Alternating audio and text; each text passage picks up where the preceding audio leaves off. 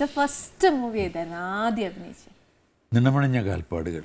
Okay, അത് എനിക്ക് ഒരു അമിതാഭ് ബച്ചൻ സാറിൻ്റെ കൂടെ അഭിനയിച്ചു. ഞാൻ വന്നൊരു 6-7 വർഷം കഴിഞ്ഞിട്ടാണ്. ഓ അത് ശരി. ഓക്കെ, അത് ചില തെറ്റിദ്ധരിച്ചിട്ടുണ്ട്. ചില പത്രത്തിലൊക്കെ അടിച്ചു വരാറുണ്ട്. ആദ്യമായിട്ട് ഞാൻ ഹിന്ദി സിനിമയിലാണ് അഭിനയിക്കാൻ പോയത്. അതിന് ശേഷമാണ് ഇത്. അങ്ങനെയല്ല, ഐ സ്റ്റാർട്ടഡ് ഇൻ 62. ഇത് വന്നിട്ട് 68-ലാണ്. 6 വർഷത്തിന് ശേഷം. ഞാൻ ഏതാണ്ട് 50 പടം അഭിനയിച്ചതിന് ശേഷമാണ്. അമിതാഭ് ബച്ചൻ സാറായിട്ട് ഒരു എക്സ്പീരിയൻസ് എന്ന് പറയും. ബച്ചൻ അന്ന് ആദ്യത്തെ പടമാണ്, ബച്ചൻ്റെ ആദ്യത്തെ പടമാണ്. എനിക്ക് നേരത്തെ തന്നെ ഹരിവംശറായ ബച്ചനോട് എനിക്ക് വലിയ ആരാധനയുണ്ടായിരുന്നു, അദ്ദേഹത്തിൻ്റെ അച്ഛൻ. കാരണം എൻ്റെ സബ്ജക്റ്റ് MA-ക്ക് ഹിന്ദി ലിറ്ററേച്ചറായിരുന്നു ബനാറസിൽ പഠിക്കുമ്പോൾ. അപ്പോൾ അന്നേ അദ്ദേഹത്തിൻ്റെ കവിതയൊക്കെ വായിച്ച് പഠിച്ചിട്ടുണ്ട്, റിസൈറ്റ് ചെയ്ത് നോക്കിയിട്ടുണ്ട്, റിസൈറ്റ് ചെയ്ത് കേട്ടിട്ടുണ്ട്, മറ്റുള്ളവർ റിസൈറ്റ് ചെയ്യുന്നത് കേട്ടിട്ടുണ്ട്. പിന്നെ തേജി ബച്ചൻ, അവർ ഇന്ദിരാഗാന്ധിയുടെ വളരെ അടുത്ത ആളായിരുന്നു, ഇയാളുടെ അമ്മ. ഇവർ ചെമ്മീനൊക്കെ അത് അവിടെ ഈ കോമ്പറ്റീഷന് പോയപ്പോൾ ജൂറിയിലുണ്ടായിരുന്നത്. അപ്പോൾ ഇതിൻ്റെ അവാർഡ് വാങ്ങിക്കാൻ പോയപ്പോൾ ഷീസ് ദെയർ. അന്ന് അവരെ പരിചയപ്പെട്ടിരുന്നു. അപ്പോൾ ഞാനിതിൽ അഭിനയിക്കാൻ വരുന്നു. ഇപ്പോൾ അമിതാഭിൻ്റെ അടുത്ത് അമ്മ പറഞ്ഞ വിട്ടെ, ഇങ്ങനെ മധുവിനോട് സംസാരിക്കാൻ ഞങ്ങൾക്ക് അറിയാം, ഞങ്ങൾ സംസാരിച്ചിട്ടുണ്ട്. അപ്പോൾ വലിയ സ്നേഹമായിട്ട് ഏതാണ്ട് ഒരു അത്രയും അമ്മ പറഞ്ഞു വിട്ടതിൻ്റെ ആ ഒരു അറ്റാച്ച്മെൻറ്റിലാണ് എൻ്റെ അടുത്ത് വന്നത്. So very close to you. ഞാനിവിടെ ഇവിടുത്തെ ഗസ്റ്റിന്റെ കാര്യം, ഇന്നത്തെ ഗസ്റ്റിന്റെ കാര്യം എൻ്റെ പ്രേക്ഷകരോട് പറഞ്ഞപ്പോൾ ഞാൻ ശരിക്കും മാധവൻ നായർ എന്നാണ് പറഞ്ഞത്. പക്ഷെ അപ്പൊ എൻ്റെ പ്രേക്ഷകർ നാച്ചുറൽ, എൻ്റെ പ്രേക്ഷകർ മൊത്തം ഇങ്ങനെ നെറ്റിയൊക്കെ ചുളിച്ചിട്ട് ഇതാരാ എന്നൊക്കെ ചിന്തിച്ചിട്ടുണ്ടാവും. സാർ എപ്പോഴും പേരൊക്കെ മാറ്റിയേ? ഞാൻ പേര് മാറ്റില്ല. ഞാൻ എല്ലാവർക്കും അറിയാതെ എങ്ങനെയാണ് സംഭവിച്ചത്. ഞാൻ എൻ്റെ ആദ്യത്തെ പടം നിണമണിഞ്ഞ കാൽപ്പാടുകളായിരുന്നു എന്ന് പറഞ്ഞല്ലോ. അത് ചിത്ര തിയേറ്ററിലാണ് റിലീസ് ചെയ്തത്. വലിയ കാര്യം കൊണ്ട് ഞാൻ പോയി. മാരിനിക്ക് പോയില്ല, ഫസ്റ്റ് ഷോയ്ക്ക് പോയി. ഫസ്റ്റ് ഷോയ്ക്ക് പോയി ബാൽക്കണി ടിക്കറ്റിലാണ് എടുത്തിരുന്ന് ടൈറ്റിൽസ് വന്നു. എൻ്റെ പേരില്ല. പേരില്ല. ഞാനിതാണ് പടം എനിക്ക് എൻജോയ് ചെയ്യാൻ പറ്റില്ല. സാമാന്യ ഭേദപ്പെട്ട റോളാണ് ചെയ്തത്.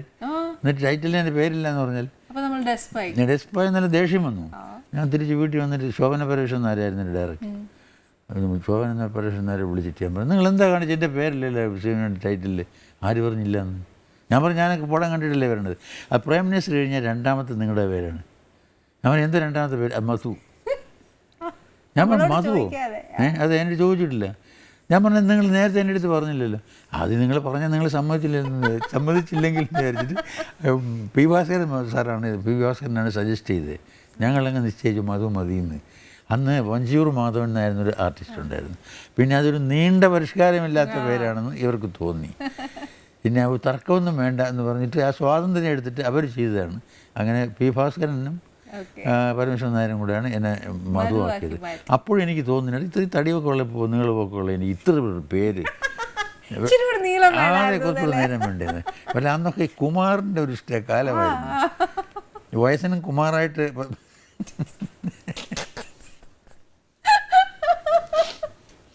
അതൊരു നീട്ടമായിരുന്നില്ലേ എന്ന് തോന്നാതിരുന്നില്ല.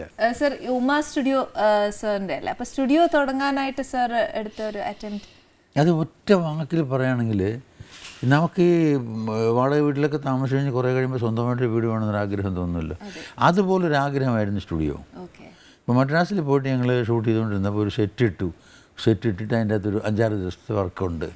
ഒരു 3-4 ദിവസം കഴിഞ്ഞപ്പോൾ നമ്മുടെ ഒരു ആർട്ടിസ്റ്റിന് സുഖമില്ലാതായി, അല്ലെങ്കിൽ ക്യാമറാമാനോ ആർക്കെങ്കിലും എന്തെങ്കിലും കാരണവശാൽ ഇടയ്ക്ക് വെച്ചത് നിർത്തേണ്ടി വന്നാൽ ഈ സ്റ്റുഡിയോക്കാരൻ അതിൻ്റെ പറഞ്ഞ ദിവസത്തിൻ്റെ അടുത്ത ദിവസം he is forced to remove it. കാരണം അതിൻ്റെ അടുത്ത ദിവസം വേറൊരു പ്രൊഡ്യൂസർക്ക് കൊടുത്തിട്ടുണ്ടാവും, അവർക്ക് സെറ്റിട്ട് ഷൂട്ട് ചെയ്യണം. അപ്പോൾ അങ്ങനെ വന്നപ്പോൾ ഒരു ഗതികേട് തോന്നി. നമുക്കൊരു സ്റ്റുഡിയോ സ്വന്തമായിട്ടുണ്ടെങ്കിൽ ഒരു സെറ്റ് ഇട്ട് കഴിഞ്ഞാൽ നമുക്ക് തോന്നുമ്പോൾ പോയി ഷൂട്ട് ചെയ്യാമല്ലോ, അപ്പോൾ ആരും പൊളിച്ചുകൊണ്ട് പോകില്ലല്ലോ. അപ്പോൾ ആ ഒരു സ്വതന്ത്രനാകാനുള്ള ഇതാണെന്ന് തോന്നുന്നു എനിക്ക്. പിന്നെ വന്ന് ഇത് തന്നെയായിരുന്നു, ഈ ഓരോ ഷൂട്ടിങ്ങിന് ഇവിടുന്ന് അന്ന് ഒരു 4 ടൈംസ് എങ്കിലും മാസത്തിൽ ഫ്ലൈ ചെയ്യണം. അവിടെ പോയി 2 ദിവസം വർക്ക് ചെയ്യണം, ഈ 2 ദിവസം ഈ 2 ദിവസം വർക്ക്, ഒരു 4-8 യാത്ര അങ്ങനെ.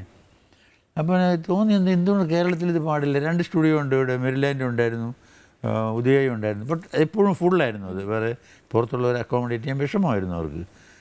ചിത്രാഞ്ജലിയൊക്കെ പിന്നെ വന്നു. ചിത്രാഞ്ജലി വളരെ പിന്നെ വന്നല്ലേ, താമസിച്ചു. ഞാനും തുടങ്ങിക്കഴിഞ്ഞ ശേഷം വന്നല്ലേ. അതെ അതെ അതെ. പിന്നെ അത് വൈൻഡ് അപ്പ് ചെയ്ത ഉമാ സ്റ്റുഡിയോ വൈൻഡ് അപ്പ് ചെയ്യാൻ തുടങ്ങി കുറച്ച് അതിൻ്റെ അകത്ത് അത് ബിഗ് സ്റ്റോറി.